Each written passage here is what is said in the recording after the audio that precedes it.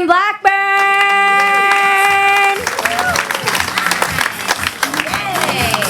Hi, everybody. Thank you, Diane. I do have a podcast. In fact, I've been podcasting you guys for 14 years. I have made hundreds of dollars. I recently turned 50. Yeah, and then a couple of weeks ago I turned 58. So here we are. People say, you look good for your age, Christine. You look good. What do you do? What's your secrets? What do you do? And I'll tell you right now. I get a lot of sleep. I drink a lot of water. I had my eyes lifted, a nose job, and my teeth are capped. But I think it's the water, really. Also, I am a MILF. That's a mom in Los Feliz. And my kid is 17 years old. I named them Alabama. And a lot of people say, oh, are you from Alabama? No, then she'd be called Pittsburgh. So actually, yeah, they're 17. They had a Willy Wonka birthday party a couple of months ago when they turned 17. A Willy Wonka birthday party. When I was 17, you guys, I crossed the country with Bobby Pfeiffer in a van with a mattress in the back. Then last fall, when they were 16, my kid went trick-or-treating. I'm not kidding, with a costume and a bag, and they asked for candy. When I was 16, I was fucking the manager at the Conley's Motor Inn where I was a lifeguard. I was getting pumped in the pump room. By the way, my manager, Kurt, he was 21 and I was 16. Now we call it rape. But back then, it was called going to work.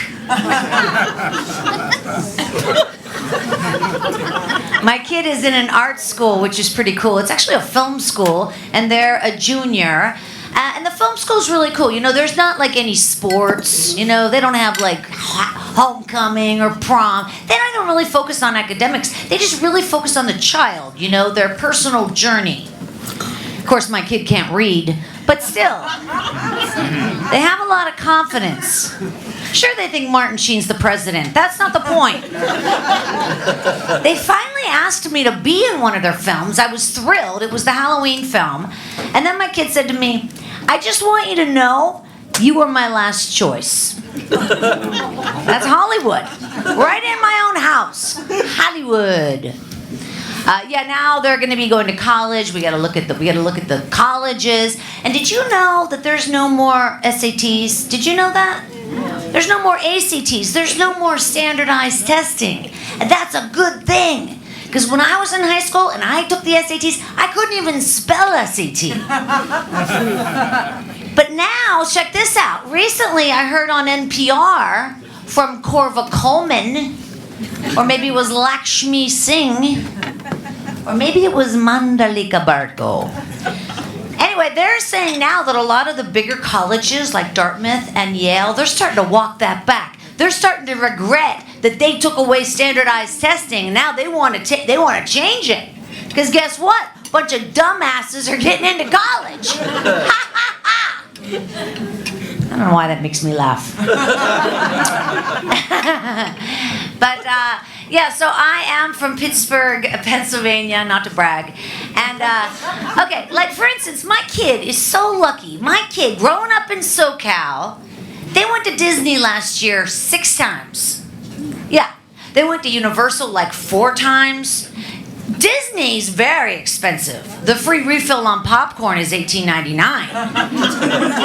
But I'm growing up in Pittsburgh, and for my summer break, my dad would get all 6 of us in the country squire. We would head east on the Pennsylvania Turnpike to Gettysburg. Yeah, that's right. I went to Gettysburg for my summer vacation. Get out of the car, honey. Look around for a Confederate's boot. Hey, kids, let's go get a slave burger and a Lincoln lemonade. Get one of those funnel cakes made in the shape of a cannon. But no, not my kid. They're going to Disney. Yeah, very fortunate. They're very fortunate. I used to be a flight attendant, It was a while ago, though. It was a while ago. Actually, I flew for the Wright brothers. Orville was a nice guy, but I fucked Wilbur. No, I flew for an airline called U.S. Air. Did you guys ever hear that? Yeah. Some people called it U.S. Scare. I don't know why. I was only in 14 accidents. But it was very different back then. Number one, we did not have credit cards on the plane. We only had cash. So you'd be going up and down the aisle collecting money, for alcohol. $5, $4, $5. You put in your pocket, your purse, your suitcase. You fly for 3-4 days. You could have thousands of dollars. You get back to your base, you got to turn it in. I'm not saying I didn't turn it all in. I'm not saying that. I'm not saying flight attendants stole money. I didn't steal any money. But I do have a boat in Marina del Rey. And I named it Headsets. I used to like to work the red eyes. The red eyes were great because everybody, you're supposed to be sleeping. That's what we would like you to be doing, We would even tell you that the movie wasn't available. There used to be one movie on the whole plane. You believe that? You guys look so young. Oh my God, I have bras older than you, sir. I do. I swear to God. So we would say, ladies and gentlemen, we apologize in advance, but the movie will not be shown tonight. We apologize. The VCR is broken. There'll be no movie tonight. But the movie wasn't ever broken. We just didn't want to see Daddy Daycare again. We wanted to be back in the galley. We would pull the curtain, and we would take a meal cart. We would lay it on its side, and we'd sit around, and we'd play poker with your liquor money. That's what we did. We also had a lot of fun on overnights. Now, of course, we were always told you can't drink 14 hours before a flight. But we often got that confused with 14 feet from a plane. Yeah, that would happen. By the way, I flew for over 7 years, and I ended up quitting because it turns out, check this out, I was never going to be the pilot. I thought that was the trajectory. I thought I was working to... Whatever, man. Whatever. It's now I can't even imagine flying. They're teaching flight attendants self-defense in training. They're learning self-defense because people are fighting on the plane. If I was on the plane and people started fighting, I'd get on the PA. I'd say, ladies and gentlemen, if you could please take your seat at this time. I promise when we land, you can slap a gate agent. Hey, folks, if you sit down right now, when we land, you can kick a caterer in the balls. How about that? I am from Pittsburgh, like I said. The youngest of 6. I have 5 older sisters. So, I think they might have wanted a boy. Do you think they wanted a boy when I came around? I think so. My father called me Christopher his entire life. My mother had me circumcised. I think they wanted a boy. By the way, there is a war going on. It's upsetting. It's upsetting everybody, of course. It gets worse and worse. And I am talking about the war between tennis players and pickleball players. The tennis players over in Griffith Park, they have 34 courts, and they won't give the pickleball players 1. And I say, let the people exercise. Let everybody play. Sure, pickleball's gay. That's not the point. And the tennis players say, well, we don't like the clacking of the ball.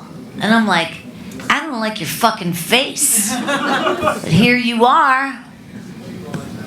Somebody else was talking about their mom earlier on hospice. I got to be with my dad on hospice and I was with him when he passed.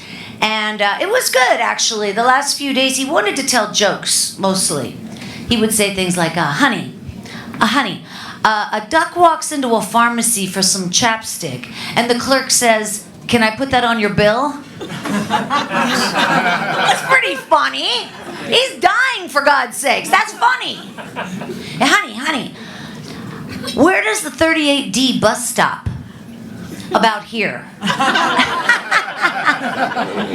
And then he said, honey, do you have any jokes for me? And I'm like, oh my God, this is tough. This is pressure. You want to talk about pressure?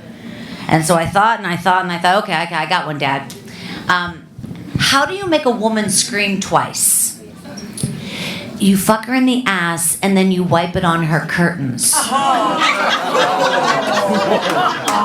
And my dad died laughing. Thanks, you guys, very much. Thank you.